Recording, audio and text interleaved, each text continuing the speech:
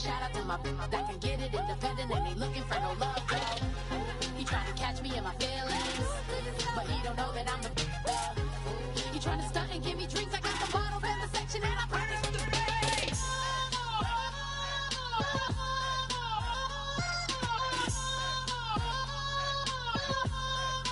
Turn up the bass.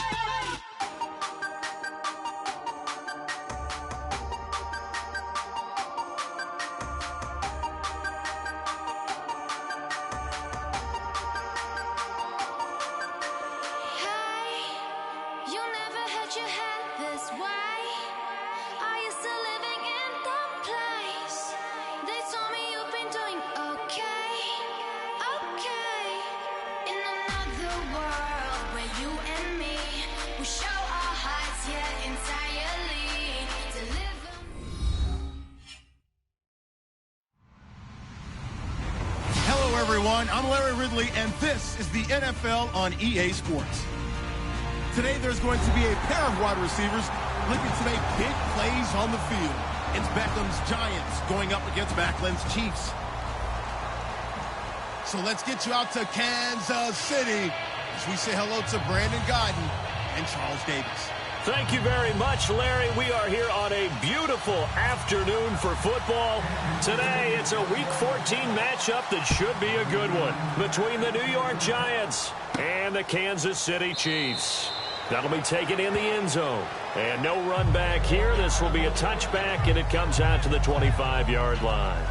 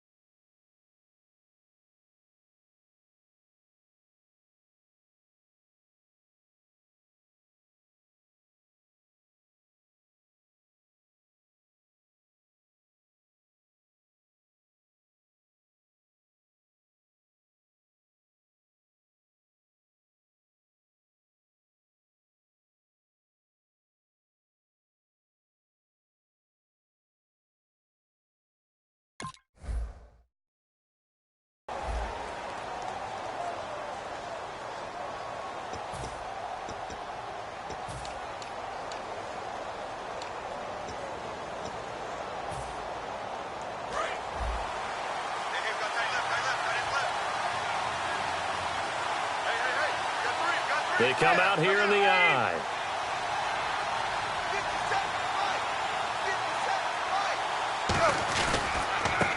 They'll give it to him right up the gut.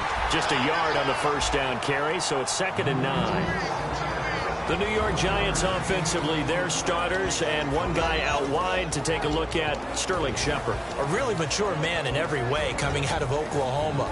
Personally and professionally, you can play him out wide, play him in the slot. He can return punts for you. He's a dynamic playmaker.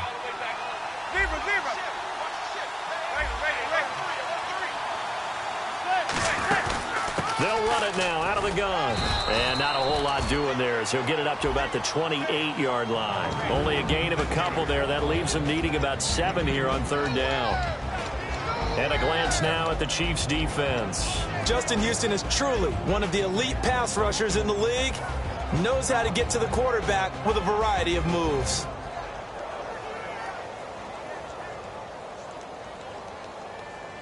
A tough spot here on their opening drive. This is 3rd and 7. Throwing is Manning on 3rd down. Deep drop. He's going to float this over the middle, deep. Into a double team, and it's intercepted. A great read, and it's picked off. And a big turnover there as his guys will get the football back. Certainly not how they envisioned ending their opening drive here in the first quarter. Too many ones in this play. First quarter, first drive, first interception thrown. And that last one, that hurts. Murray, the lone setback. And he'll get it up the middle. And he finds some space past the 25 to the 27. 8 yards on the pickup, and now they'll have some options on 2nd and short. First play of the drive, let's give credit all around. Excellent blocking, but the guy carrying the ball, he was the finisher. A really nice run. 2nd down following the run.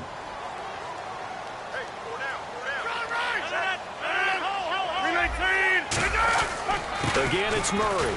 And they'll take him down at the 31-yard line. Coach hinted to us that we may see some old power football here in this game. We got a taste of it on that first down run.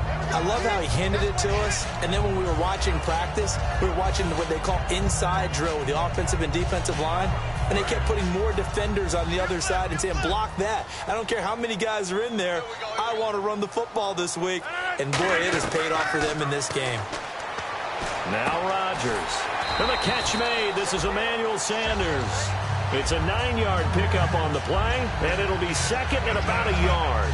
It is hard in zone coverage to stop a curl route because when they see it, they just try and find the open spot and sit down. Yeah, we always talk about finding the soft spot in the zone. What's the key to doing that? How do you do it? You have to read what the coverage is. Is it 2 deep? Is it 3 deep? Because then you know where the linebackers are going to drop, what spots on the field they naturally get to, and you find that open space, and then you're in sync with your quarterback.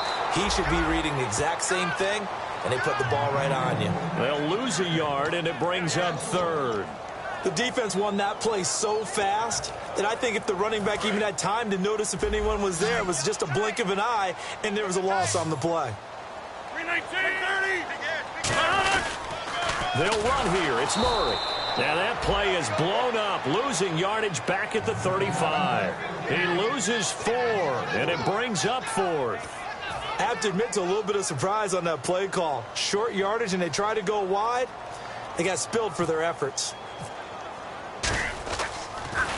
He'll send this one into the Midwestern air, and it's a good one.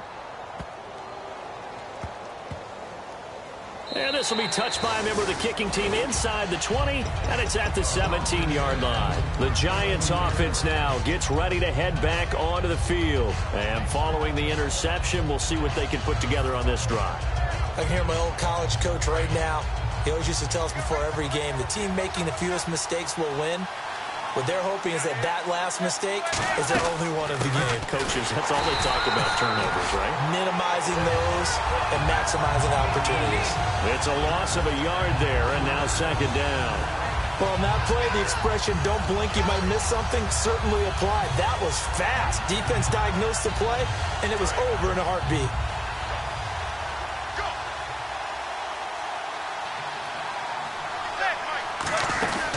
Now a carry here for Orleans Darkwa. And good yardage as he gets this one up to about the 23. 7 yards on the carry. Make it 3rd and 4 coming up. On a 2nd and long, it's really nice to see an offense that has enough confidence to run the football in that situation. I think that goes back to their practice and game planning. They've seen things that they've seen on tape and in previous games that led them to believe that even in a long-distance situation, they can still run the football and gain enough yardage to put themselves in a good spot on 3rd down. And he's going to have the first down yardage to the 35. I feel like Eli Manning has just gone from downfield bomber to a guy who can complete everything. He can hit him underneath now, can't he? Yeah, we just saw that there with that pass completion. The maturity of a veteran taking what the defense will give him.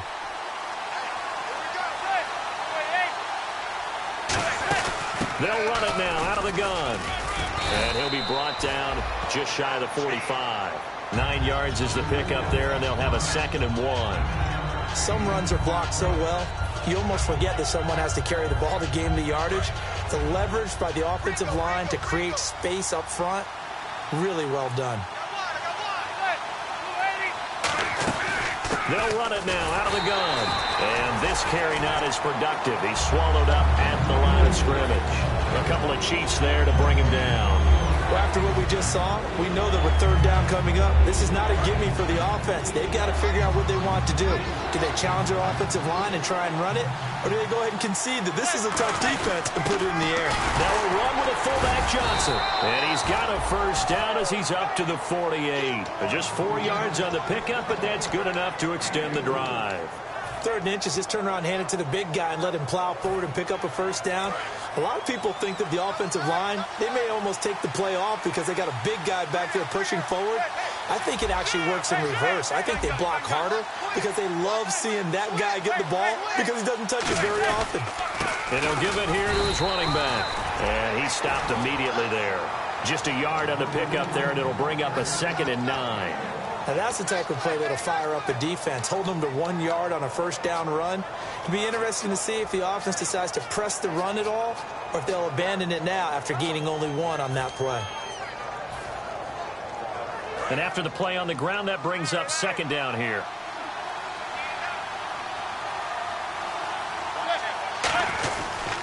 Now Darkwa. And nothing doing. He's immediately taken down at the line of scrimmage. And they'll lose a yard that time, and that's going to lead to a third down. And frankly, Brandon, we're talking about things I'm not sure we ever thought we'd talk about in the NFL. And a lot of that is the speed at the linebacker position. A lot of these guys in college, they were safeties. They moved them up to outside linebacker to combat the spread offenses, and now we're seeing it in the NFL. Those same guys using their speed to make plays in the backfield, similar to that one. Throwing left side, it's complete. Alongside Charles Davis, I'm Brandon Gaudin, and it's the Giants with the football here as we begin quarter number 2. And they're on the move here. They've got it 1st and 10.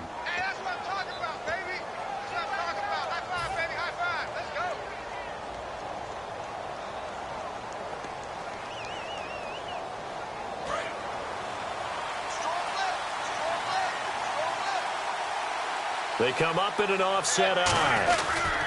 And they'll go on the ground. Try to bounce it outside, but he's only able to get it back to the line of scrimmage.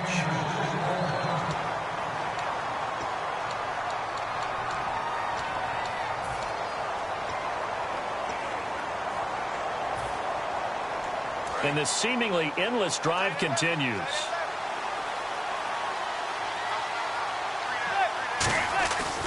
They'll give it to him right up the gut. And he is met at the line of scrimmage, and he goes down right there. No gain on the play there, so that doesn't help. Now they're looking up at a 3rd and 9 situation.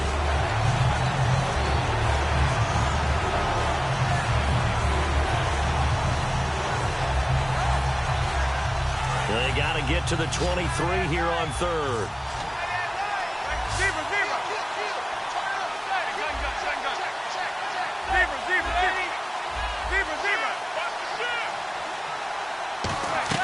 From the gun on 3rd down, Manning. Now that'll be tipped and intercepted. Picked off by Wesley Woodyard.